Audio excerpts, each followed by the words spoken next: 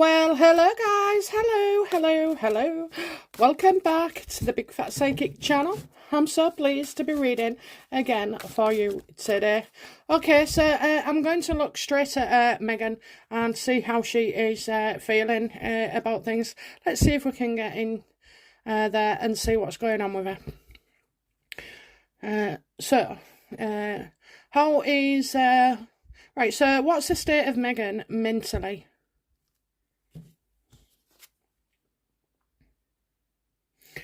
Well, she's either talking to the police or a lawyer, a professional.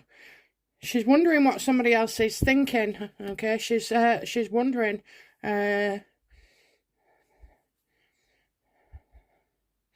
What somebody's thinking, her mental state, whoa, she'd need to see somebody. She would need to see somebody. So we did say that she was going to get ill, and she'll have to see somebody.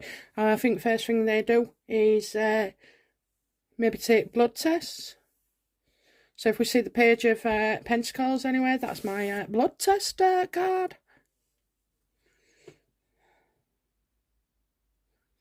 Okay, so is a professional? Is this a doctor?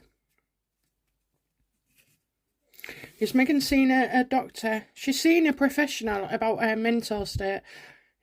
Is that right? Yes.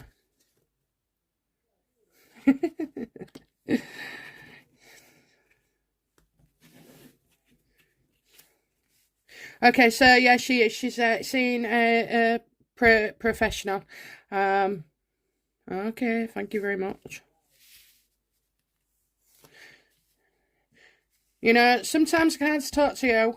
Sometimes they tell you off in a reading. You know, the man's the devil sometimes. You know, stop asking. So you'll know. You should know when that's for you and when it's not. Okay, so yeah, she's seen a professional. And, well, how does she feel emotionally? Why has she gone to see a professional?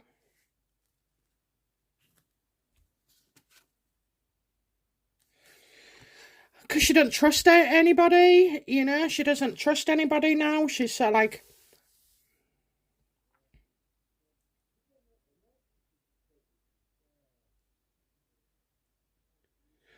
She has to see somebody because of hidden discussions, okay? So, I can't see Megan just going to anybody. You'd have to go to a very professional male, which he seems to be, who cannot disclose anything out.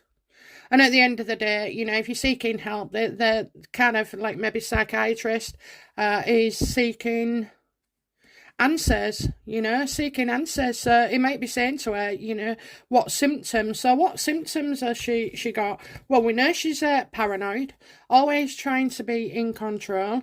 She'll be tired. Her hair's thinning. I said before there was something to do with her hair. It's bizarre. Have you seen that? So like white line, it gets wider and wider. I don't know whether that's to do with hair extensions and that, or it could be something chemical. What symptoms has Megan had?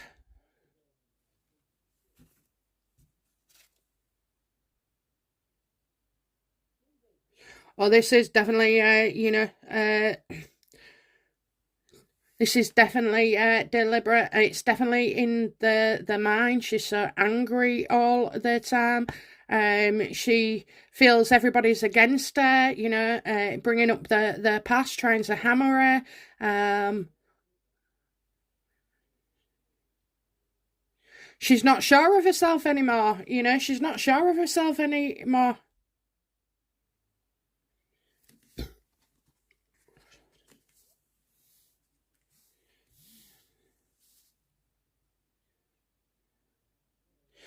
She's done something deliberately though, and I don't mean getting, having a go at other people. It's just that she has been staring things up, hasn't she? Making out that she don't, she's upset over Harry and everything. Yeah, she don't believe in herself anymore.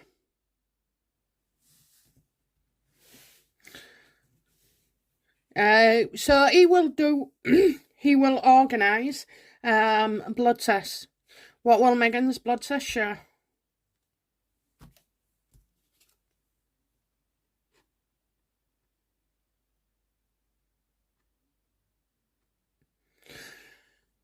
It's like, do something about it. Do something about it. And like, she's made a lot of poor or rash decisions in the past that she will feel. I'm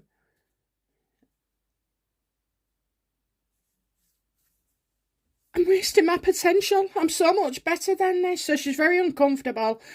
We've been. She feels she's been dropped a peg or two. Maybe, you know, Doria with the Kardashians and all like that.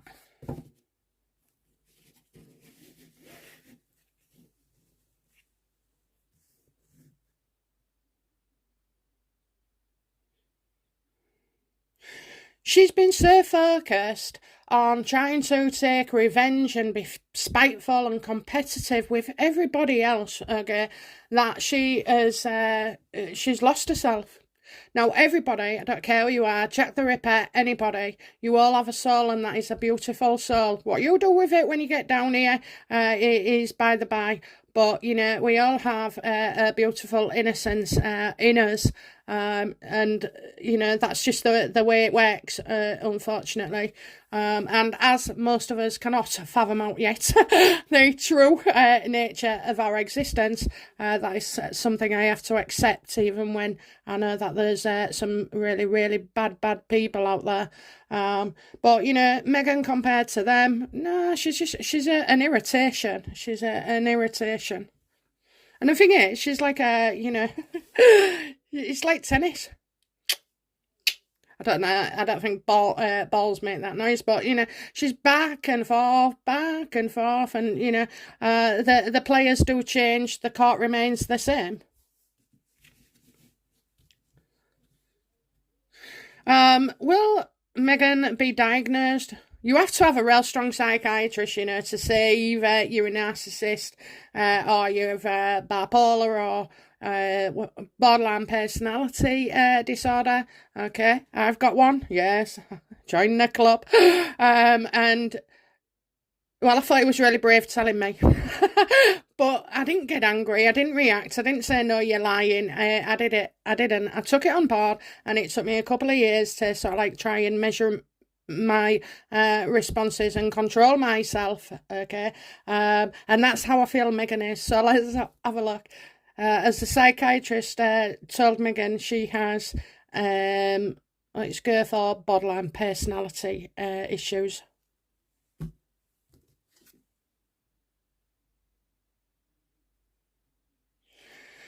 I don't think he dare. Say that.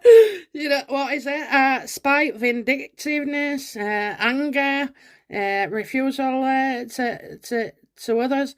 You know, hides it. You know, sneaky. Never wants to look bad. Just wants to look a victim. I can totally associate with that in my past. Because I didn't understand it. I didn't understand what people's problem was with my attitude. I could not understand it. It did not sink in. It did not hit me. Even when people tried to say things gently to me, it didn't work. The only thing that worked was the doctor, you know, telling me.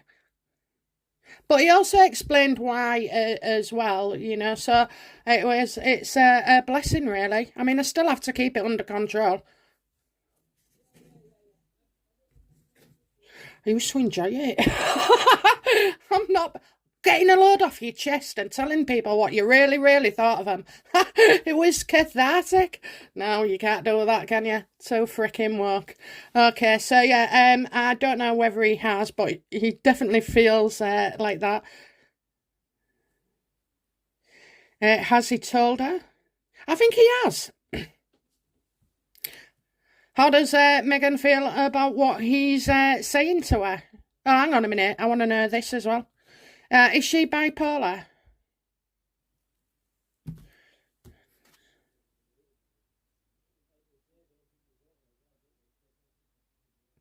I think she might have a bit of bipolar. It's manic, okay? So bipolar is different. It's very destructive, but it wavers in symptoms, you know. Right now, it's the worst. It's the worst. And that would, bipolar is racing thoughts, coupled with borderline personality disorder or any kind of like that. This is bad. This is bad. So you might be looking at to diagnose her with both. And do you remember before I said to you, she can't be bipolar because I haven't seen her fall down. I haven't seen her suffer with depression and stuff like that. However, I have to say, she did look unwell in that camel coat. Okay, she did, and then she's been disappearing for months off our screen. And I just think, you know, what she would do is try. It's a bloody cycle for her. It's a cycle for her. This is bad.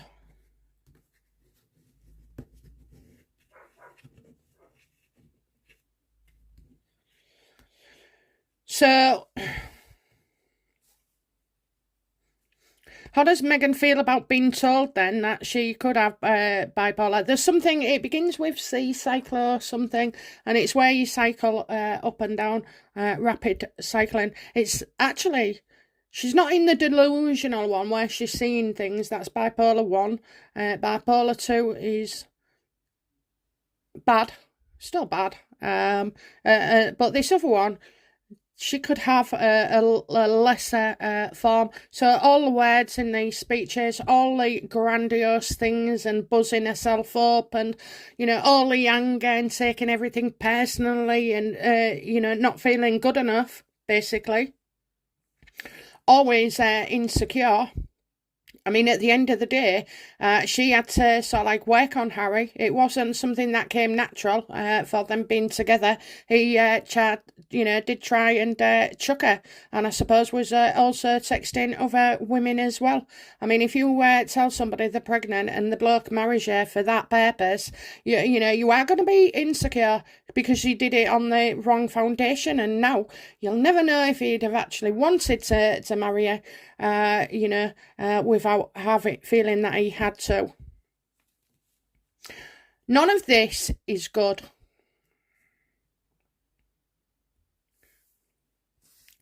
So, what's causing this then? You know, what is causing this? I mean, you can only take so much strength before you feel like breaking. And it doesn't matter that she's dished it all out or anything. Look, at the end of the day, guys, all we want is him out of line of succession and for truths to be told. And that's more or less it, isn't it? Yeah, this is mental health, definitely. Right, okay, so what is making, what is the cause, what is the main stress of all this?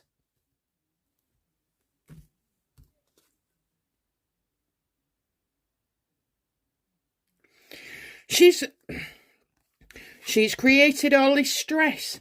Okay, she's created burdens, and now other people are sort of like fighting back, and she can't cope with it. She made the rod for her own back. She's certainly, definitely not coping. She's made all her own problems, and created more problems on top. She does not help herself at all. And this is like getting to the crunch time because there is more to come, There is definitely more to come with this.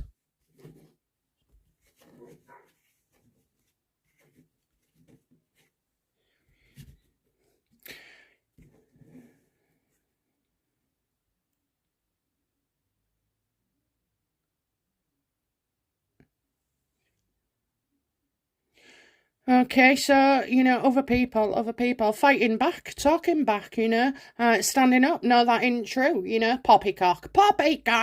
Oh my God, I nearly choked on my boiled egg, I tell you. It was, it's poppycock.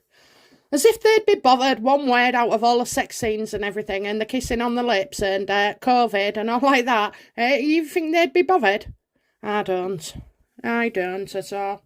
So anyway, I know it's already fake, but just to show you, it's poppycock. See? This is Meghan going in, but guns blazing and telling them, you didn't get a letter from the Queen or a telegram or anything, or from any other royal mate, so you've been kidded, not us. And he's just, well, at least he can say that, but the palace have already shut it down. What will Meghan do next?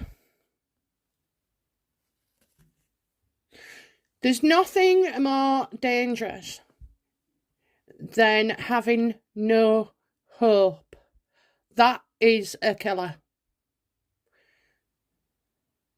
You could have been with somebody for years and you just give up hope. You illness and you give up hope. It's the worst thing, because once you've given up hope, you're practically dead.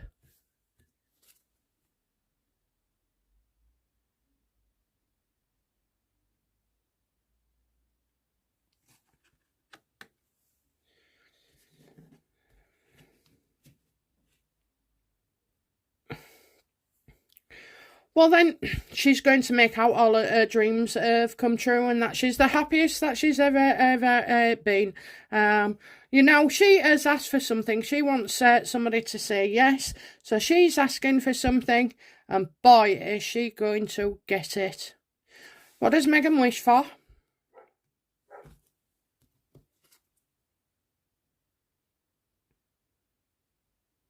For something to go well, for good PR.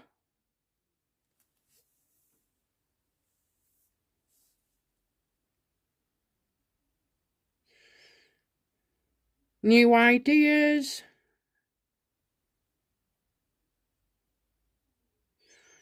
So a launch of something, an announcement. So that's what she wants. And as well, of course, she wants her reputation to go back, or so like improve. She wants to feel like she's perfect.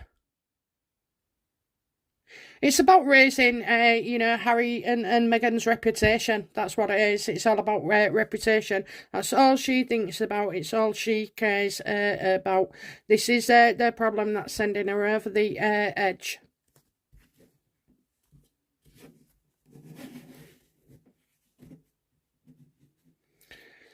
To sum up then, okay, let's sum up Meghan's state of mind and the conversation with the doctor.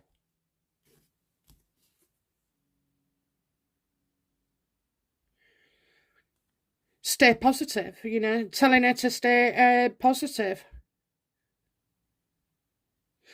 Do you know what? I think there's something and a lot of people do it, but when you walk in and you talk to your psychiatrist or therapist, doctor, there's a lot of things that go on in your mind, and there's a lot of truths there that you do not say, So I'm just wondering if this is like just I feel like a plaster over a wound, a bleeding wound, a gaping wound.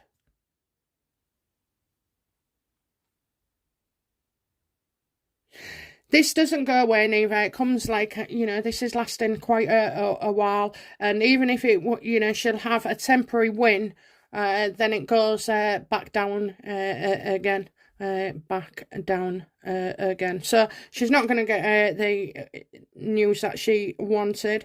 So this is step one of Meghan's decline. And it's harsh, it's harsh. But, she could change, she could if she wanted to, if she was really unhappy with her life and stuff, or herself, and she could listen and then try. So, I don't know. It doesn't matter whether you've got money or not. It's how you can work on things. And by the way, I wouldn't have known. I'd never have known until a doctor told me.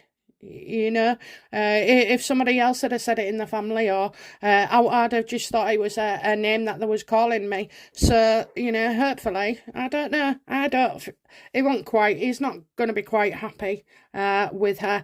You know, it's to see her in distress one day and then trying to make out that she's okay the next.